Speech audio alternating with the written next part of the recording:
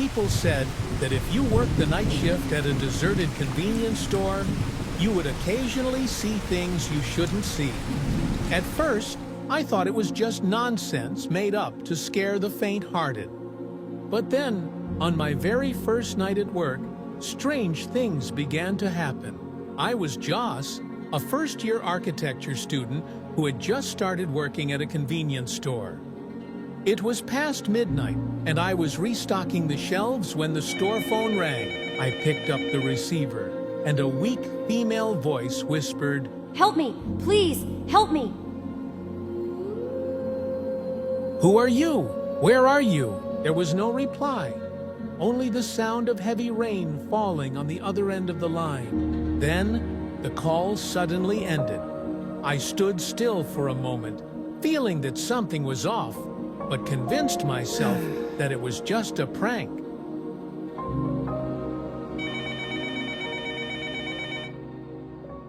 Open the door. The voice was soft, but echoed eerily. I looked up through the glass door, and my heart stopped. Under the torrential rain, a girl in a white dress stood motionless. Her soaked hair hung down, covering her face. Water dripped from the hem of her dress, pooling into a dark puddle that seemed almost like blood. When she slowly lifted her head, I dropped the phone in horror. Her face was grotesquely distorted, her jaw shattered, and her empty eye sockets oozed a thick black liquid. Her hands clutched the glass door, scratching against it repeatedly, leaving long, eerie marks. I screamed and bolted away, my breath ragged, as if even a second of hesitation would let that terrifying thing catch me. The next morning, I went to see my boss and told him about the girl from the night before. I've never seen such a girl, and no other employees have ever mentioned anything like that. "Sir, please let me quit. She was too scary." It's fine. Just keep working, and I'll give you a raise. Despite the fear gnawing at me, the pay he offered was twice as high as other places. I desperately needed money, so I had no choice but to grind my teeth and continue working. One night, while I was taking inventory in the storage room, I overheard my boss talking to someone. Peeking through the gap in the door, I saw that it was Drake, an older friend of mine. "I keep dreaming about her every night. I can't take it anymore." Shut up. If anyone finds out about this, I won't let you off. What was the connection between Drake and my boss? Why was he so scared? 1,000 questions swirled in my mind. Suddenly, the pen in my hand slipped and hit the floor, making a small noise that made both of them turn toward the storage room. Caught off guard, I stepped out, awkwardly smiling at them.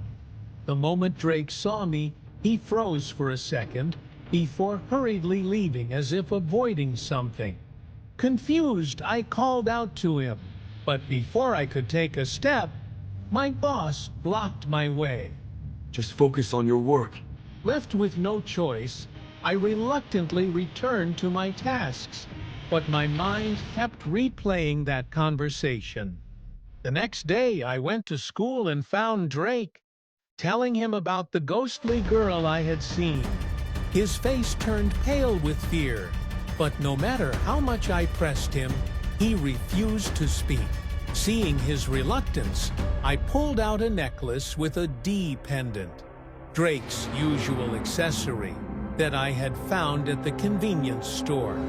Finally, under my insistence, he revealed the horrifying truth. 3 years ago, Drake had worked at the same convenience store I was working at now. That fateful night during a heavy storm, he heard a loud crash. Rushing outside, he saw his boss had hit a girl with his car. She was still breathing. Drake was about to help her when, to his shock, his boss reversed the car and then accelerated, running her over again. The died instantly. Her face was almost completely crushed, yet her eyes remained wide open, staring into Drake's soul. Drake stood frozen in horror, unable to believe what had just happened. Reeking of alcohol, his boss stepped out of the car and walked toward him. You didn't see anything, understand? You killed someone. I have to call the police. If you say a single word, you'll be the next one lying there. Then he stuffed the girl's body into a large sack, threw it into the trunk, and drove away. Drake stood frozen in the rain, watching the car disappear into the night. For the past 3 months, I've been dreaming of her cries for help. Her face is terrifying.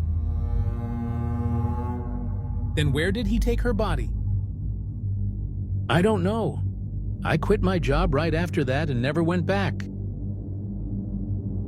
We have to report this to the police. We can't let this go on. No, Joss, he'll kill us. Don't worry, he can't hurt us. Trust me. Without hesitation, I dragged Drake to the police station to report everything. After listening to our statement, the police showed us a photo. Drake immediately recognized it as the girl from that fateful night.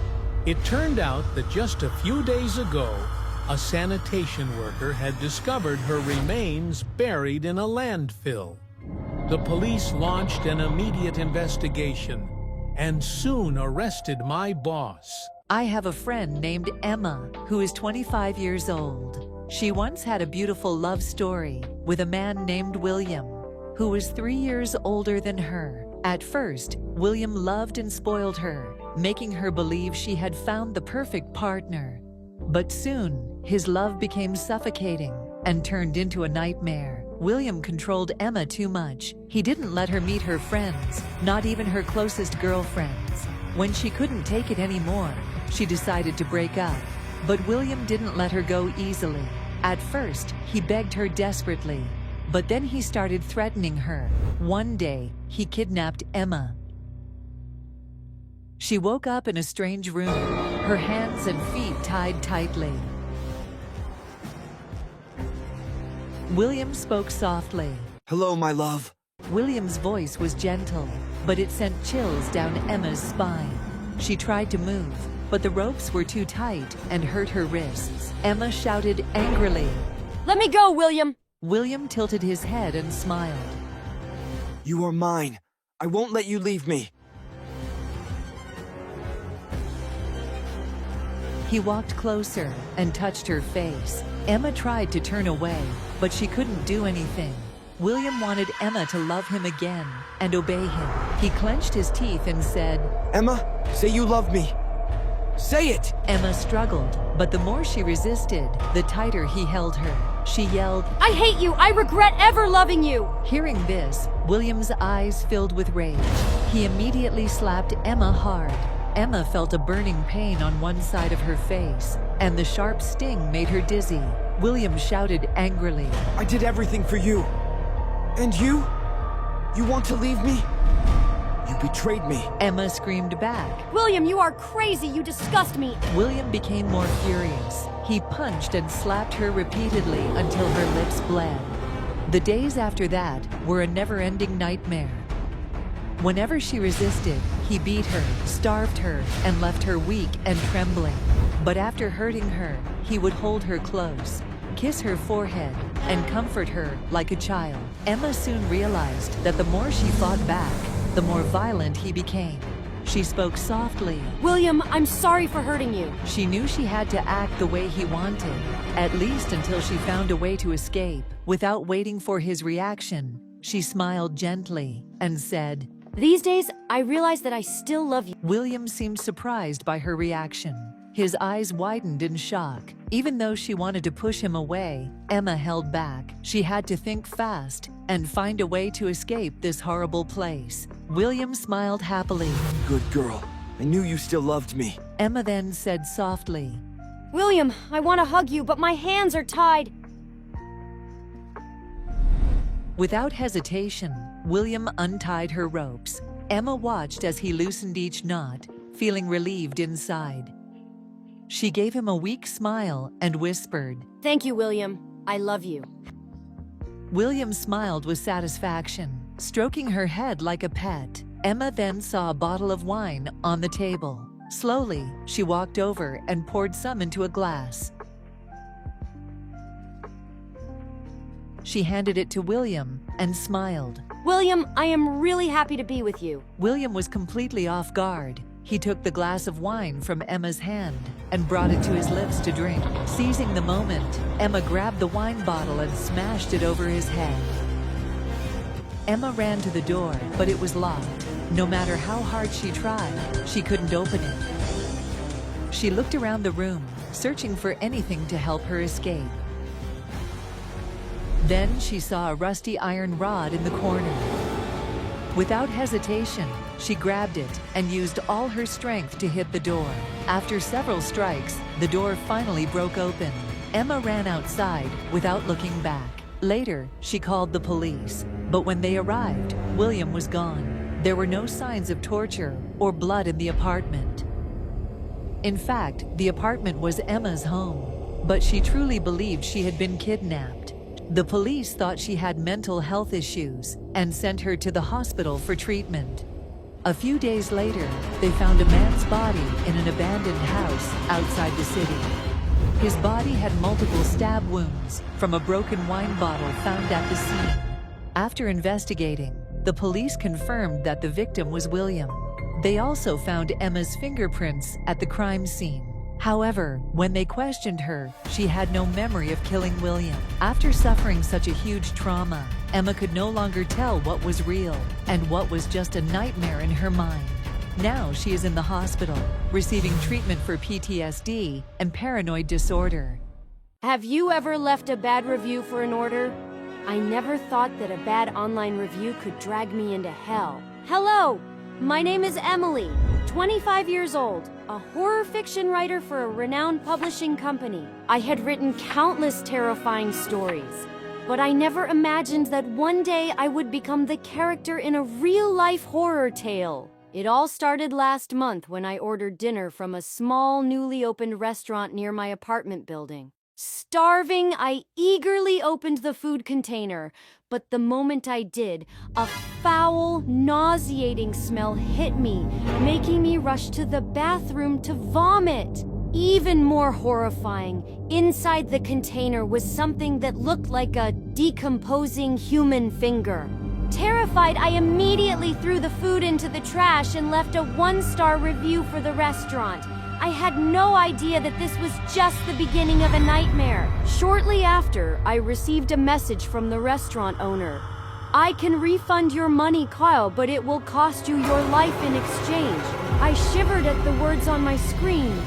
Was this some sick joke or a real threat? My building had no security. So if the restaurant owner really wanted revenge, he could come straight to my apartment.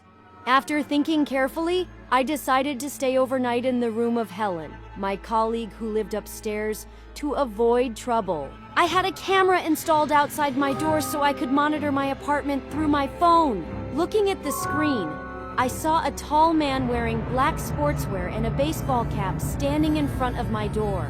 I wanted to tell Helen, but she was too focused on texting someone, seemingly unaware of my distress. Suddenly, the man looked directly at the camera, mumbling something under his breath.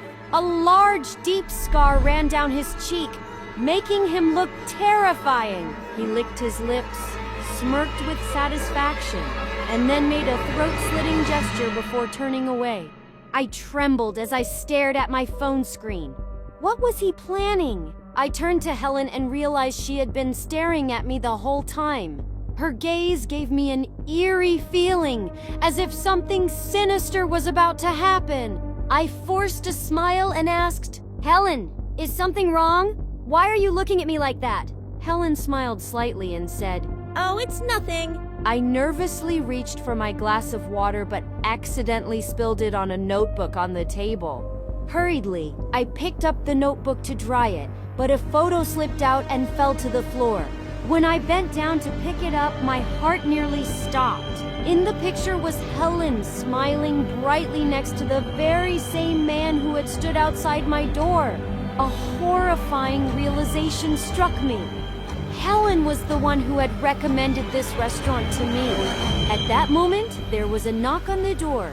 Helen glanced at me before standing up to answer it.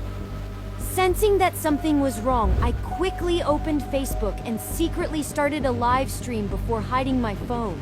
Helen soon returned, followed by the man from earlier. I placed my phone on the table and looked at them in fear. Helen, who is this? Helen smiled slightly and said, "This is my boyfriend, the owner of the restaurant you rated 1 star. I stammered. What do you mean? Did you plan all of this? Helen burst into laughter and said, That's right. I hate your fake perfection. You took everything that should have been mine. Then she suddenly slapped me hard across the face. A burning pain spread across my cheek, making my head spin. Helen pointed at me in anger and shouted, I was supposed to be the best writer. How dare a newcomer like you surpass me? Before I could react, Helen grabbed my collar and repeatedly struck me in the face. Each blow landed heavily, making my head spin as my vision gradually blurred from the throbbing pain. I struggled to stand and asked, If you hate me so much, why did you let me stay here? Helen laughed hysterically and said, Because I wanted to see you suffer, to watch you beg for mercy right in front of me. Enraged, I shouted, Keep dreaming. You're just a failure. Don't blame others for your incompetence. The restaurant owner suddenly lunged forward and punched me hard in the stomach, sending me crashing onto the floor. Before I could recover, he pulled out a knife and slashed a deep cut across my shoulder. I screamed in pain, clutching my wound as warm blood soaked through my thin shirt. Helen stood over me laughing. Emily, beg me, and I'll let you die painlessly. Through gritted teeth, I spat back. I will never beg a loser like you. Furious, Helen snatched the knife from her boyfriend's hand and lunged at me. Just as I thought it was the end for me, a loud, urgent knocking sounded at the door. Helen froze, turning her face toward the door, silently observing the commotion outside. Sensing my chance, I immediately sprang up, kicked Helen away, and sprinted toward the door. Standing outside was Lucy, my close colleague from work, her face filled with panic. Lucy quickly caught me and asked worriedly, Emily, are you okay? I gasped, Help me! Helen wants to kill me! Before I could explain further, Helen shouted angrily, Don't think you can escape from here. She gripped the knife tightly and charged at us, her bloodshot eyes filled with madness. Lucy and I froze in fear as Helen's twisted expression made her look like a completely different person. Suddenly, the sound of heavy footsteps echoed behind us. Police officers had arrived. It turned out that when Lucy saw my live stream, she immediately called the police and rushed to my place. Helen and the restaurant owner were swiftly restrained and taken away before they could fight back. I let out a sigh of relief, but as the adrenaline faded, pain overwhelmed my body. Exhausted, I lost consciousness and sank into darkness. When I woke up, I found myself in the hospital, my wounds carefully bandaged. This nightmare was finally over, but the scars it left behind would haunt me forever. Living with strangers carries a lot of risks. I almost lost my life just because I decided to live with a stranger. I am Neo, 23 years old, and I had just moved into a small apartment near my workplace. Because I wanted to save costs, I posted an ad on Facebook looking for a roommate. Not long after, a guy named Justin contacted me. He seemed cold and quiet, but I thought that would help avoid trouble, so I agreed to let him stay. Although we lived in the same apartment, Justin and I rarely ran into each other.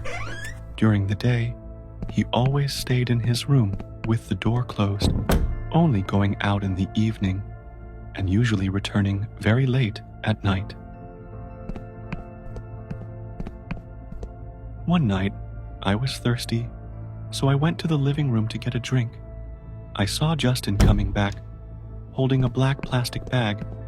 and there was a long scratch on his face that was still bleeding. I asked Justin, with a surprised tone. Why are you back so late? What's wrong with your face? Justin looked at me coldly and said, It's okay. I had something I needed to do. Justin gave me a curt reply and quietly walked into the room. I found him a bit puzzling, but I didn't pay much attention. The next evening, Justin hurriedly left, but his door was still ajar. I stood up to help him close the door, but suddenly smelled a stench like blood.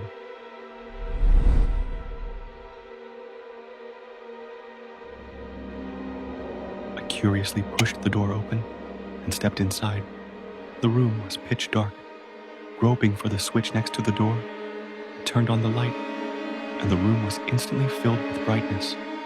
A horrifying scene lay before me. On the table lay a dagger and a rough rope stained with dried blood. My heart suddenly pounded, and a cold shiver ran down my spine. On the wall, a whiteboard was covered with images of women, each marked with red pen strokes. My gaze unconsciously drifted down to the bottom of the trash can, and out of curiosity, I pulled it out, only to be horrified to discover a pair of pupils seemingly glaring at me. I felt a chill run down my spine, but before I could react, footsteps echoed outside the door. Justin coldly looked at me and said, What are you doing here? I pushed Justin's hand away, nervously stepping back. These are the people who have been reported missing on the news these past few days. You killed them! They all deserve to die. I nervously stepped back and looked at Justin, saying, You're a murderer. I'm calling the police. Justin smirked coldly. Then let's see if you can get out of here. He suddenly delivered a strong kick to my stomach. My whole body was thrown back, staggering before I felt hard. My back, hitting the edge of the table, accidentally brushed against the knife on the table, and I hurriedly grabbed it and lunged towards Justin. But he quickly seized my wrist and tightened his grip. I gritted my teeth and put all my strength into kicking Justin's shin. He groaned, bending down in pain, and I immediately turned around to run. Justin quickly regained his balance and lunged forward, kicking me hard in the back. I lost control, staggered, and fell heavily onto the floor. As soon as I turned around to get up, he rushed at me, pinning me down and throwing a series of punches at my face. I shouted angrily, Murderer, let me go now! Justin angrily replied, What do you know? They deserve to die. Traitors, liars. Just like my mother. She deceived my father, betrayed our family and Kia, and caused his death. His every word felt like a sharp, cold blade slicing through the air. I stood frozen, my heart pounding. I tried to stay calm and replied, Do you think doing this will be good for you? Or will it only make that obsession haunt you forever? Justin froze, his grip on my collar unconsciously loosening.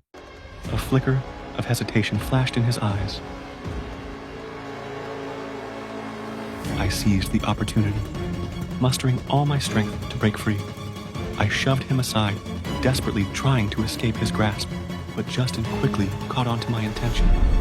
He reached out and grabbed my ankle, sending a sharp pain shooting through my calf. Horrified, I realized that the blade in his hand had pierced deep into my flesh. A searing pain spread through my body, forcing me to collapse. Justin glared at me and said through gritted teeth, I didn't want to kill you, but you already know too much. He tightened his grip on the knife, slowly stepping toward me. My heart clenched, and my breath grew unsteady. I looked at him in fear and pleaded, Justin, stop before it's too late! Justin looked at me with disappointment and said, I can't turn back anymore. Just as the blade was mere inches from me, the door suddenly burst open. Police stormed in, their guns aimed directly at Justin. A police officer aimed his gun and shouted, Drop the weapon! Hands up now! The police rushed in, handcuffing Justin before dragging him out of the apartment. His face was pale, and his empty eyes glanced over me one last time. My breath was still unsteady, my heart pounding wildly in my chest. Just a few seconds later, and I might not have existed in this world anymore. Everything had finally come to an end, but my heart still felt heavy. It was like a nightmare I couldn't escape from.